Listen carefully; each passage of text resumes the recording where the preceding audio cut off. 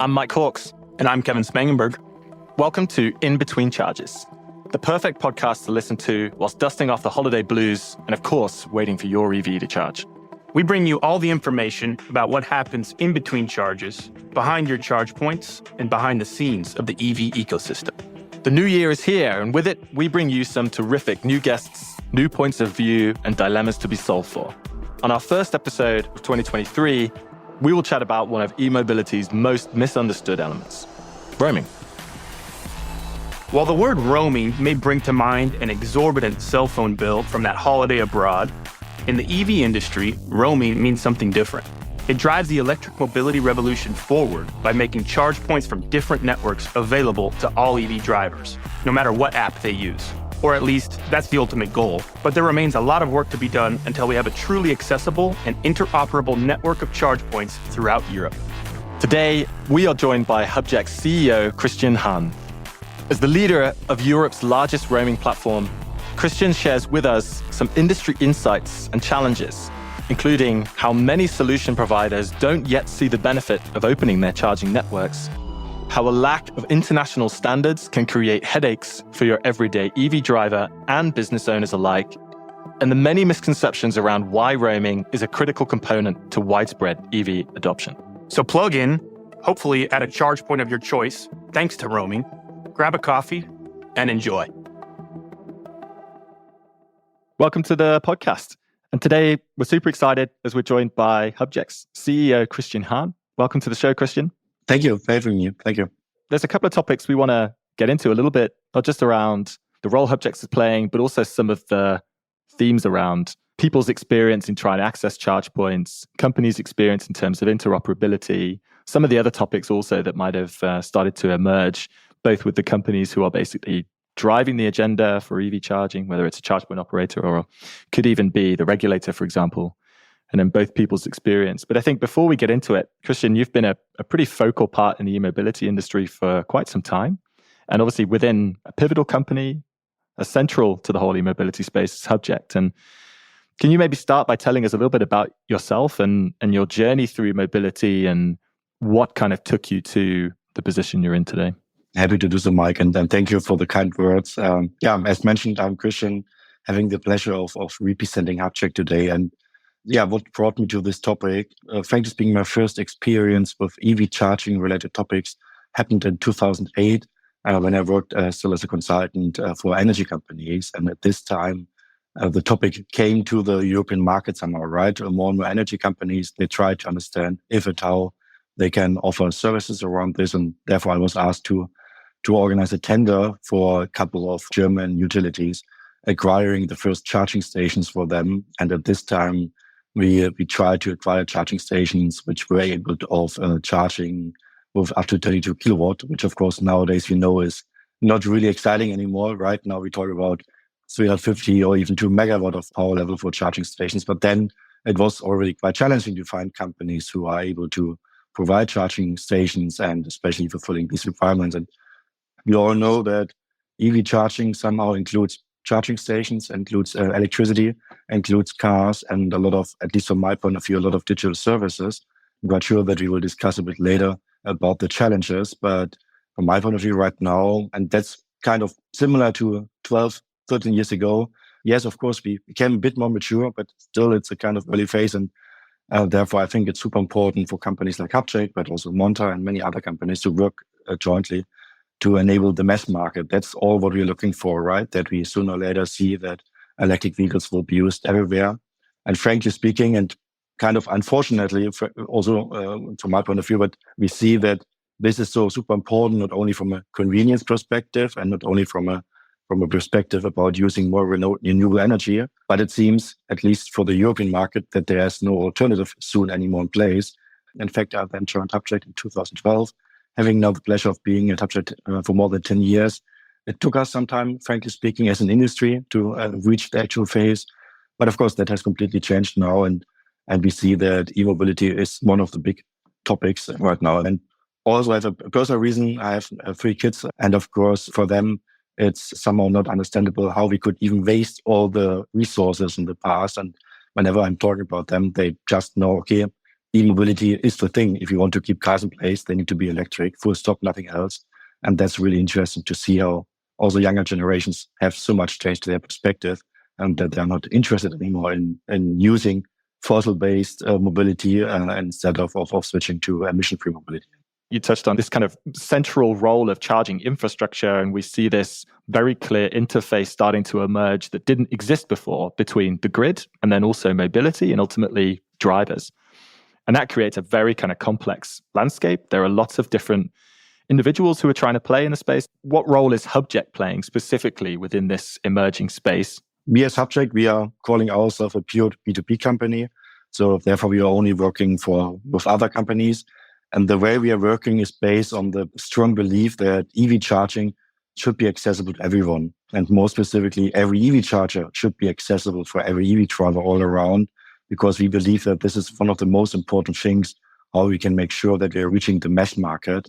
Therefore, as Hubject, we are offering a so-called e-roaming service platform, which enables all charging infrastructure operators, all charging grids operators to connect their own IT system, their own charging stations to a kind of digital marketplace. And via this digital marketplace by Hubject, every EV driver can get access to every charging station all around Europe. That means we are connecting all the networks all around Europe. And therefore, we are easily give EV drivers the possibility to access all charging stations.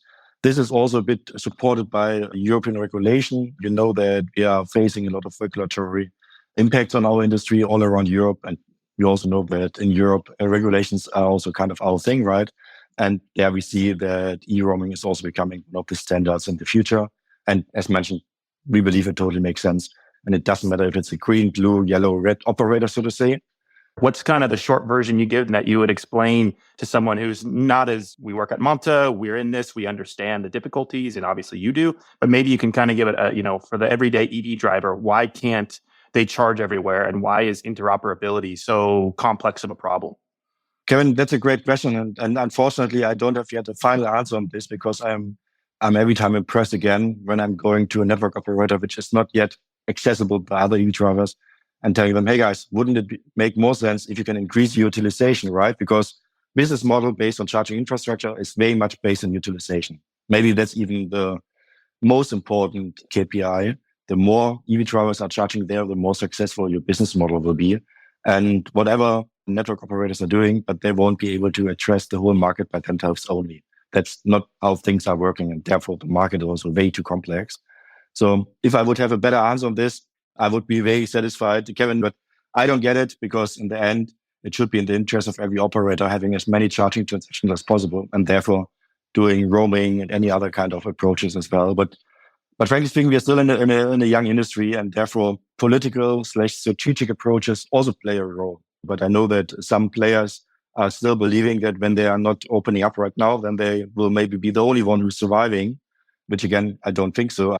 But that's maybe part of the solution. And the other answer on this topic is maybe also capabilities. It's a lot about capabilities, right? And sometimes it's so challenging to operate your charging network, especially when you already are in the industry since some time. We know that a lot of networks, they also have started the activities 5 to 10 years ago. And a lot of them are still using approaches and technologies from this time. And therefore, they are facing the challenge now to change things is much more complex than they have assumed. And that makes it sometimes also more complex for them to collaborate with other companies just purely from a technical perspective. That's also the reason why I strongly believe that companies like Monta will help the whole market to reach the next level in regards of quality, in regards of maturity. Yeah, absolutely. And I think maybe staying on the interoperability topic, that's absolutely right. As part of our kind of platform, we want to try to, obviously we're working very closely with Hubject to get those charge points out on our platform, but also sharing back. And what we've kind of found is for markets that are very early in that development process, I don't know, let's say, so Spain, for example, very much emerging market now. I think it's also a paradigm shift in realizing how organizations, to be able to increase utilization, for example, need to basically open up and provide that service to their customers. And it's not sufficient to try to own the customer within their network, because ultimately it just continues the problem. Could you maybe go into a little bit more detail around some of the ways you see or some of the methods Hubject is taking to try to change that paradigm, and perhaps also touch a little bit on some of the regulations that you said you're coming up against in Europe? maybe let's use the approach we have used when we have started Hubject a couple of years ago. I still remember quite intensely when we went out to the first network operators that they told us, guys, great idea, but I don't believe in it because it's my network. I've invested into charging stations. Why should I share it with anyone else, right? Sometimes, frankly speaking, we still get the same feedback. I think also a lot of companies still need to understand that sharing, so to say, interoperability, as you mentioned it, is a very important fundament for a successful business model. The good thing is right now in a lot of European countries, that's been widely adopted. You're right. Some countries, they are still in a kind of more early phase. But from my point of view, I wouldn't say I'm relaxed, but I know that time is ticking for us in favor of us because like in Spain and in many other countries, what is happening as soon as the industry becomes more relevant, there will be many new companies joining this market as well, right? And that's exactly how healthy markets should work. But even if you need to handle 50 to 100 companies just for one country, doesn't make sense anymore to do it somehow by yourself or not doing it at all, because then you're not getting access to the majority of the market. And therefore, we really see that this will happen anyway. But of course, it needs to be supported because what we're seeing right now also, and I mentioned one example is stakeholders are a bit afraid. We mentioned that charging should be as simple as possible. And a lot of EV drivers maybe don't understand the complexity of all the different backend systems and roamings and who is in charge of what and who can I call when it's not working. And these are things we definitely need to improve still in the market because right now it's not yet that well done. And then, of course, we also need to talk about quality. I'm convinced that this is a topic we have missed a bit in the last years. What do we actually mean by interoperability now for charge points and also for companies? How would you define it? Yeah, as mentioned, I think a very simple definition is giving access to charging stations to every EV driver around, which I believe is very important. Of course, we need to be clear that, as mentioned, there's a business model behind. So therefore, I believe that it makes even sense to have different pricing levels in place. Sometimes charging stations, they need to be more expensive because they have a better location or they have a different kind of facilities in place. On the other hand, we also see that, let's say, defining a fair pricing is also challenging because nobody really knows what a fair price is right now because it's so dynamic. But I believe this is important, giving access to every public charging station around EV driver. And of course, this should be based on a customer journey, which is somehow including the minimum task like searching, finding, and using charging stations, and of course, paying for them. And if we achieve this, I think we already would have advanced a big step forward.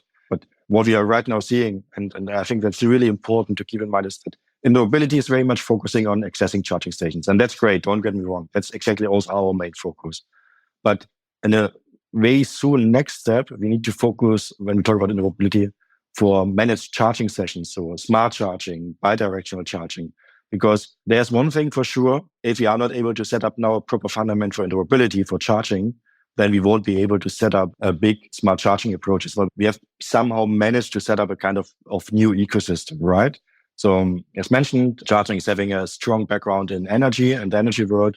And we have said in the beginning, if you would now somehow find a solution to reflect on all the European regulatory schemes for energy, we would face a lot of complexity. So therefore, we have tried together with our partners to define a kind of new ecosystem, which is consisting of charging point operators, CPOs, and e-mobility service providers, EMPs, and with a strong connection, of course, to the ecosystem of energy and electricity, but it's still different and separate. But what is now happening is that they're coming together, right? So smart charging is exactly bringing all these kind of things together, which means that smart charging in Denmark will be different than in Germany, than in France. And that won't work at all if you don't solve the interoperability question right now. Yes, exactly. So you said quite a few things I want to maybe try to unpack because I completely agree. Interoperability is almost the central principle from which everything else hangs. So the title around that, quite fittingly, is about trying to unpack basically this whole digital DNA of EV charging and also e-mobility. And there was maybe 2 or perhaps 3 things you picked up there that I want to try to take one by one. So the first one was data quality, transparency. Then the other one was smart charging. And then there was another one that you were talking there as well, about perhaps not kind of directly, but it's then basically around how this growth of interoperability, making sure we have the right data quality for people, making sure also people can access more advanced charging capabilities and also have that capability at their house, at their site. How is this now evolving into almost a democratized EV charging space? So let's maybe take each of those one by one, perhaps starting with data quality and transparency. Right now, we know that data quality for charging stations is, depending on which solution you're using, can sometimes be quite unreliable. And the challenge is that this is directly impacting the customer experience. And I know that there are a lot of reasons why quality of data is so complex. Don't get me wrong. But on the other hand, EV driver and customer, they don't care. They just want to have a proper charging experience, right? And they see this as our responsibility as an industry to solve this. And we have believed for some time that this will be solved by the market because, again, believing in market principles, if there's competition, then also some companies will focus on a better quality and will improve their quality. And yes, that has happened, but not yet in the way that it's really bringing the whole industry on a new level in regards of higher quality of data and quality of charging. So therefore, we also believe that maybe as a central player like Hubject, we also have a kind of responsibility in the future to support this development. So we're talking about data, and I guess we're separating between technical data on charge point performance. There's the other stuff around more customer-facing data. And I guess then the third part is all of this other data we're tracking around consumption, around highly popular sites that have a lot of traffic going through, for example, which are almost more kind of external. They have more of a municipality or smart city type play, basically. You can use that to make better informed decisions around where charging sites might need to be located, for example. So when we talk around that kind of data, why is that a challenge for businesses? The reason why we are facing these challenges is that we are not yet a digital first industry. The way the whole industry was started was, let's say, completely the opposite. And now we need to become a very digital industry. It's mainly about digital services. I even believe that this is maybe the future success of a lot of business models but it's a very infrastructure-based approach. So therefore, we will see, and we already see it right now, that a lot of companies from other industries who are also focusing very much on infrastructure entering the EV charging market.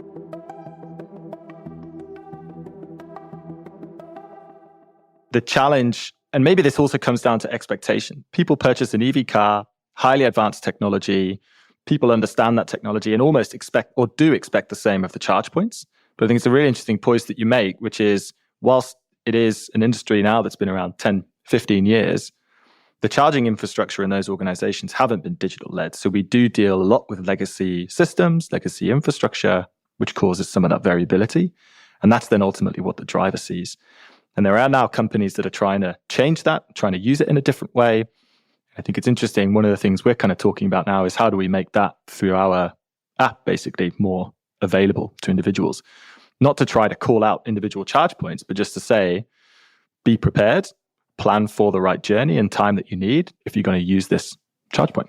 I think back to a time that I did not live through, but if pre-credit cards and pre-Visa, MasterCard, when you had different currencies and you'd think, okay, why don't my dollars work in Europe or in the francs and working in Italy, et cetera, and you're having to change all the time. And it's kind of, we're in that pre-stage where there is no Visa, MasterCard that works. And so you've got, for lack of a better word, 50 different currencies in 75 different places that you're trying to use and trying to transact with.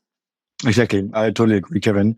Just to be also quite transparent, I think we already have reached a kind of good solution for interoperability. 70% of the European market is somehow relying on this. But of course, from a customer perspective, he wants to also have the last 30% solved as well, because the customer could also go there to just such a charging station, or is going to Spain or wherever else. And then, of course, the customer is expecting it's working properly. And you're totally right, Kevin. There is a need for a kind of joint approach, and hopefully the industry can create this.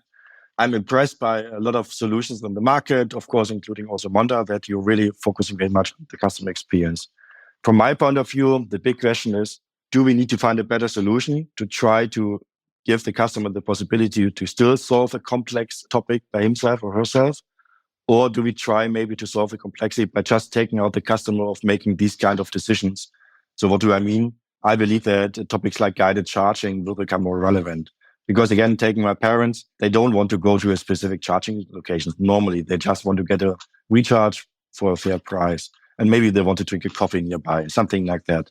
And why is that not yet possible? Saying, okay, dear parents of Christian, please go there, and you don't need to take care of all the other charging stations around you. Just go there, and there you get the best experience. It's super reliable. We know it from 10,000 other charging stations already. There's a great coffee nearby, and then use it. And I think these kind of things we will hopefully see more in the future, that the complexity doesn't need to solve by the customer or by the EV charger, but it will be solved by all the great tools and digital systems we have in the background, combining all the data and then making already specific proposals to the customer where to go to. Very true. I really like the point around who makes that decision. And I think always comes back to any kind of, it's all about convenience. And ultimately, we're human beings, right? We'll take the path of least resistance. And if we know there's a charge point that works, that's the one we're going to go for. And the great thing about our growing market is that we have more and more overlapping networks. Yes, there are still sometimes regions where there's only one network operator. And sometimes there's a tendency, if the network operator is having kind of monopolistic situation, he's less focusing on quality, sometimes only.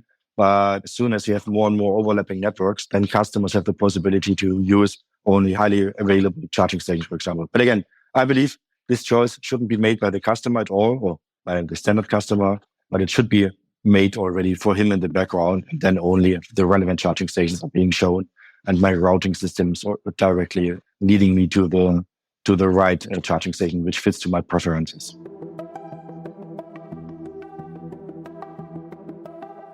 Christian, can I ask whether you or whether Hubject have an opinion on the legislation that's currently, I think, in draft or proposed at the EU that would mandate payment terminals to be attached or affixed to every single charge point from, I believe, 2027?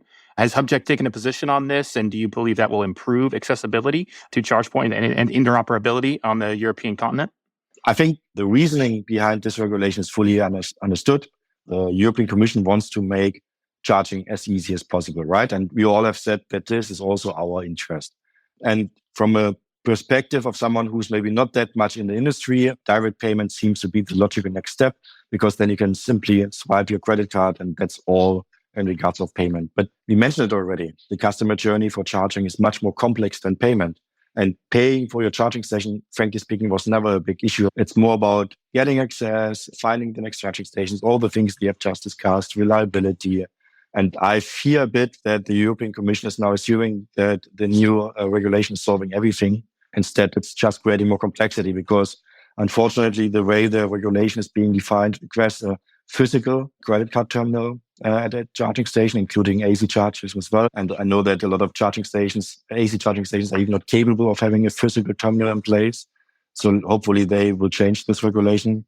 It seems right now the latest version of the AFIR, Alternative Fuel Infrastructure Regulation, how it's called, is also requesting roaming for all charging stations as well. So it seems we are now maybe on eye level, so to say, with the different solutions. But still, I believe that physical terminals is not a thing anymore for 2022 or 2023. I would have preferred if they are requesting digital payment possibilities, but the actual regulation, I think it's a bit misleading and it's not really solving things at all. Maybe just making things more complex and more expensive.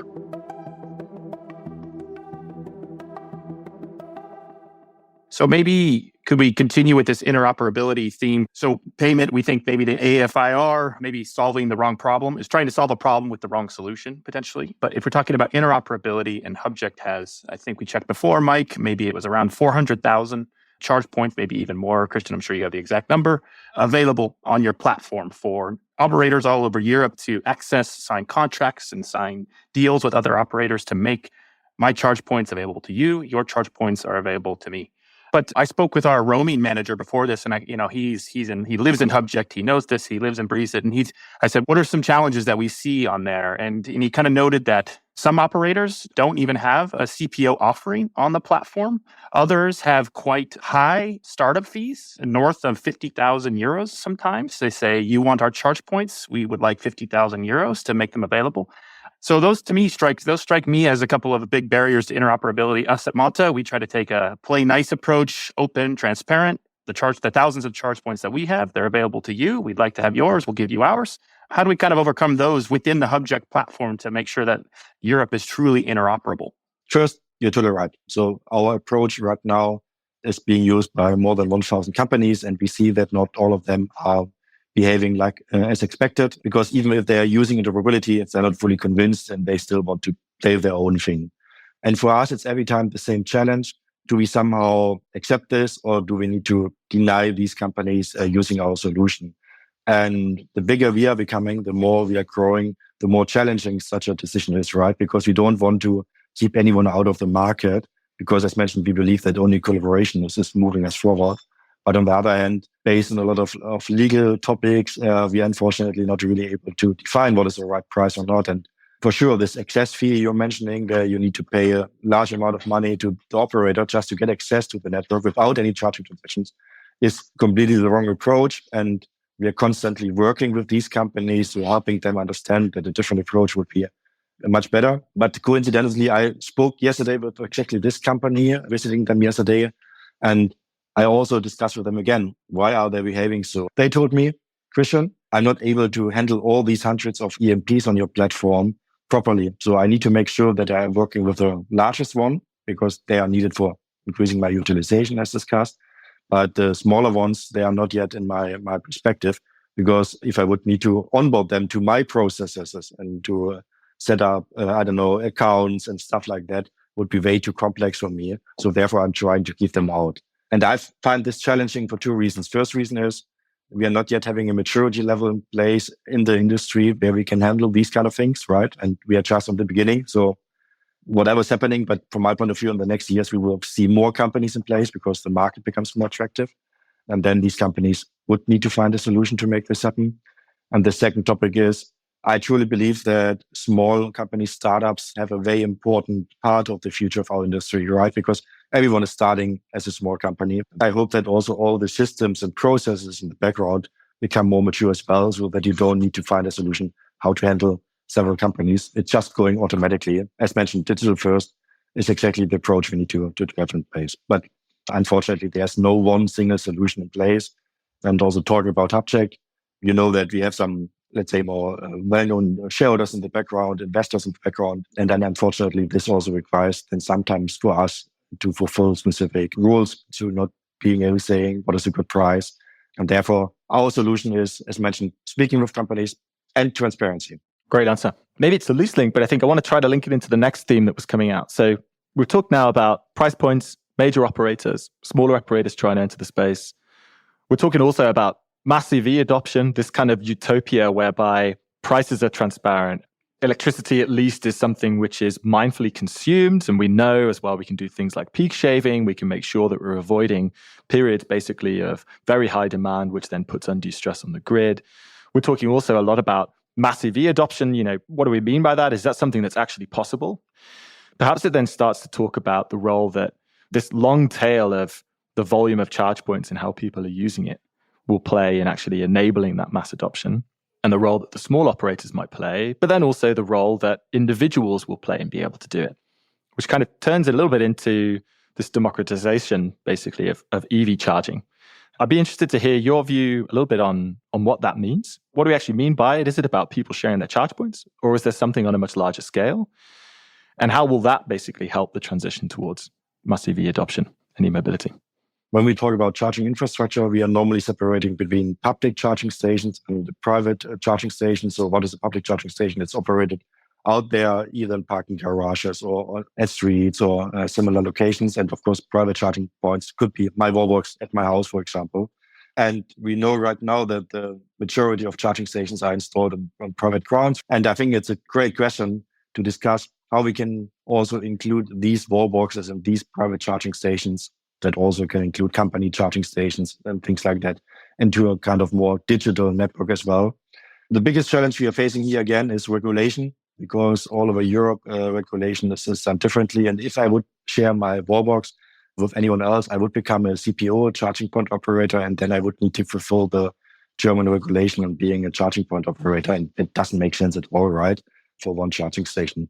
So what we definitely hopefully see more in the future is our approaches where either regulation will be reduced, and I think there are a lot of good activities already in place, discussing if it makes sense to reduce complexity. If I just want to share my wallbox so that I don't need to become a CPO, for example. From my point of view, when we talk about charging infrastructure, we of course see that there are different behaviors, different patterns, but right now, the majority of charging stations which we are using are private charging stations, right? Of course, public charging becomes higher and higher, but even our projections, and maybe we are a bit biased because, as mentioned, we are mainly focusing on public charging, we don't believe that we will reach a higher level of more than 50% of charging stations done on public charging stations. So, which means that the other 50% will still be private charging stations.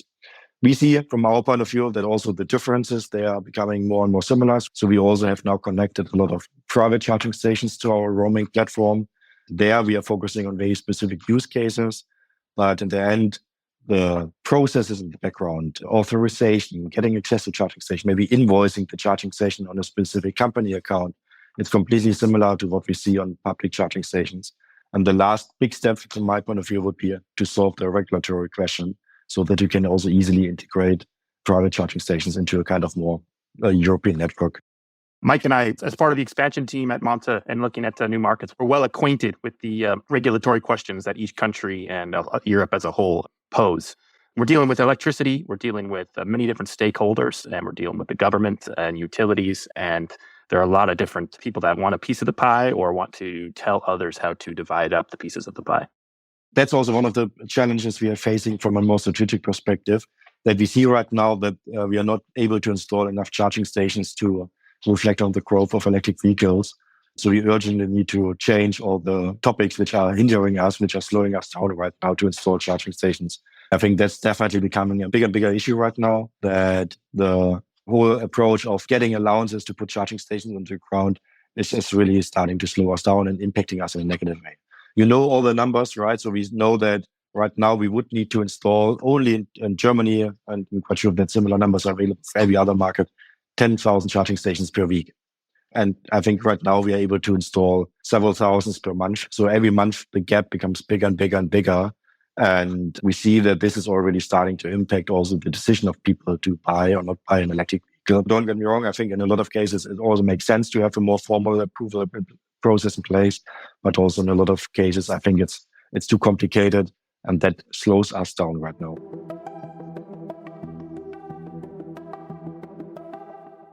Great stuff.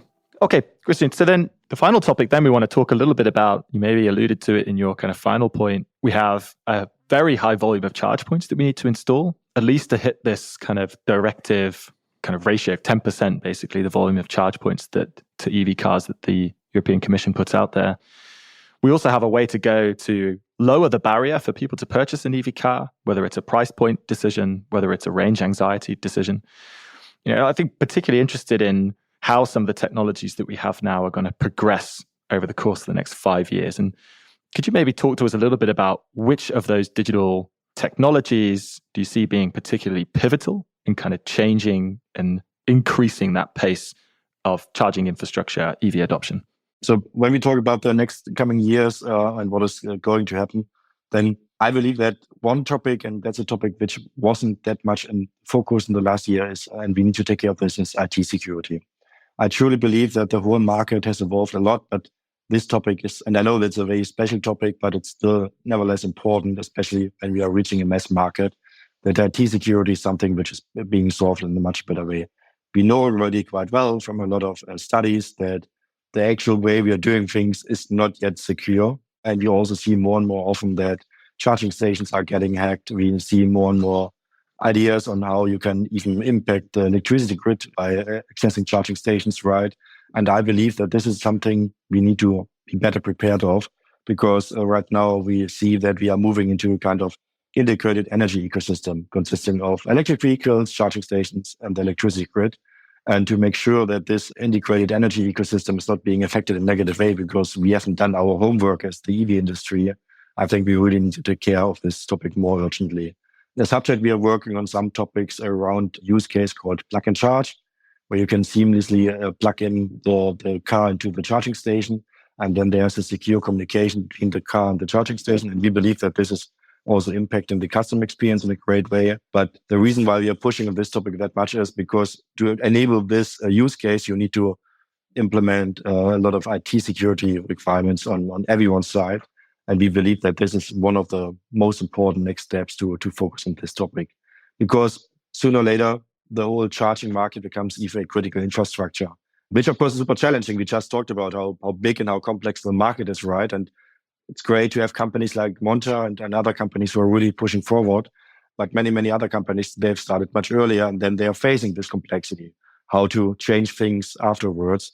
Personally, I'm very excited to see the uptake of electrified commercial vehicles. I think that will be a huge step forward, especially keeping in mind why we are doing all of this, because we want to make our life better, right? We want to have less emissions in place. And we know that commercial vehicles are one of the main sources of especially carbon emissions. But then we come to the same challenges again, and maybe they're even bigger than before, because don't get me wrong. So I believe that the whole commercial vehicle business will have a huge impact on the digital approach of the ecosystem, because whatever is happening, but trucks, commercial vehicles, they need to be integrated in a digital way. And there's even much less customer interaction needed. And last but not least, and we also touched upon this topic a bit, is scalability.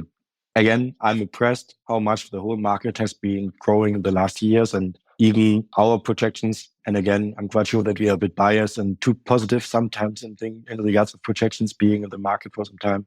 But even our projections were overreached, because we have seen that due to the COVID crisis, due to other trends, more and more people are relying more on electric vehicles, and they're also doing longer tours. They are using more public charging stations. And right now we even see that the energy crisis is somehow supporting this, because quite often charging on a public charging station can be cheaper than charging at home with the crazy energy prices we are facing right now. And therefore we need to be able to scale. If I might just add to it, I think, what role do you think smart charging plays in that scalability? Is that within the same sphere, or to use that something separate? No, it's completely part of it. You're totally right. But the challenge is, from a very technical perspective, it makes things more complex, right? So now we need to talk about scalability for collecting some charging stations with customer apps, more or less. We know in reality is more complex. But then we need to reach out to all the different different solutions all over Europe, right? But now the next steps, they really make me sometimes a bit concerned if you're able to make this happen. And especially smart charging will be kind of separator between companies who can really make it happen, and companies which are maybe stepping out of the market because they can't make it happen and scale as much as possible. Absolutely. I think that's maybe a great kind of area to kind of complete the topic on, because now it's getting to a point where interconnection back to the grid, actual dependency on the capability that's both inside the box, but also what the software can deliver. We talked a little bit, I think earlier, smart charging is a broad term that's given to a collection of digital processes that basically help us to more efficiently consume and transmit electricity, past the electrons. Bidirectional charging, load balancing, lots of the other predictive algorithms to be able to charge a car when there is a higher volume of renewable energies, for example. That can only be successful if there is basically complete commitment from the various industries. Yes, the grid operators, the distribution system operators as well, the network operators, mobility providers being able to support it, and all of that coming to a fore. Exactly. And you mentioned it. From my point of view, smart charging is allowing us to really fulfill this dream we all had, that with EV and with electric vehicles, we can realize a full renewable energy ecosystem, right? Because then we would have battery storages we urgently need to make sure that 70, 80 or 100% even of the electricity production is coming from solar panels and wind turbines and other approaches, which are unfortunately not running all the time. So therefore, we need to find a way how we can store energy, how we can store electricity. And of course, batteries of vehicles would be a great way to do so. So therefore, I truly believe that we as an industry, we should move forward and overcome these competitive perspectives. But we talked about commercial vehicles already, and we see there that the power level will go up. That's the only way we will see commercial vehicles happening, that we talk about 1-2 megawatt of power level in the future, which is great. But that means that these charging stations need to be connected to the high voltage grid, for example. And we know that the complexity of doing these kind of things is even higher, because there are more complex application procedures in place. But I think it's important that we are just starting to make it happen, to make sure that it's working when we are reaching the mass market. Because I don't believe that an EV driver will somehow be interested in find out how smart, well, the majority of EV drivers will be interested in find out how it's working. It just needs to work, right? And in best case, They're not having an empty battery on the next morning, or they don't need to wake up in the night to put again the plug into the car because something is not working. And then the car is not charging again, because that's how cars are working right now, right? That's not a great customer experience when it's happens during the night. So let's find solutions on this, and then I'm quite sure we can make it happen. Yes. I think that's a great part to maybe round off. I think particularly your kind of call to action at the end. Christian, then, so final question. We always like to round off with this one. So if you were to basically bust one myth about the EV industry, what would it be? So the question I'm facing right now in my daily life is the question, do we see consolidation in the future? This is one of the typical counter answers, so to say, you're getting when you're presenting interoperability and how great this all is. And then a lot of stakeholders saying, yeah, I don't care because in 5 years, we will see a much lower number of players. I don't think so at all, because that's what we have seen in all other industries, right? As soon as the market becomes more relevant, we have more electric vehicles, we have more charging stations, there will be more investments being done, because that's exactly when it starts to become more interesting from a business perspective as well. So I truly believe the next 10 years, I don't think that the numbers of companies will go down. Instead, as mentioned, it will go up. And that's great. I really believe that this is a great situation, because then we see more new ideas, we see different approaches, we will learn a lot of great new things. That's an interesting myth. We hear that a lot as well, both internally and externally. Everyone's wondering, is there going to be one winner? But we have the same approach and the same hope, is that more players will enter as they recognize the opportunity and that will spur innovation. And I know that's core to Hubject's vision and principle and every guiding principles. And we hope you're right. And that'd be great. We are facing now a lot of unforeseen issues at all. We could have expected 3 years ago that COVID is going to happen, that the war in the Ukraine is happening, that we are paying super high amount of money for electricity and every other kind of energy. But all these kind of changes, from my point of view at least, show us clearly we need to move forward, because if you're not doing so, we will face even bigger changes in the next couple of years if you're not stepping out of fossil-based energy production and becoming less dependent on external fuel sources. I think that's so important to survive even as a European economy.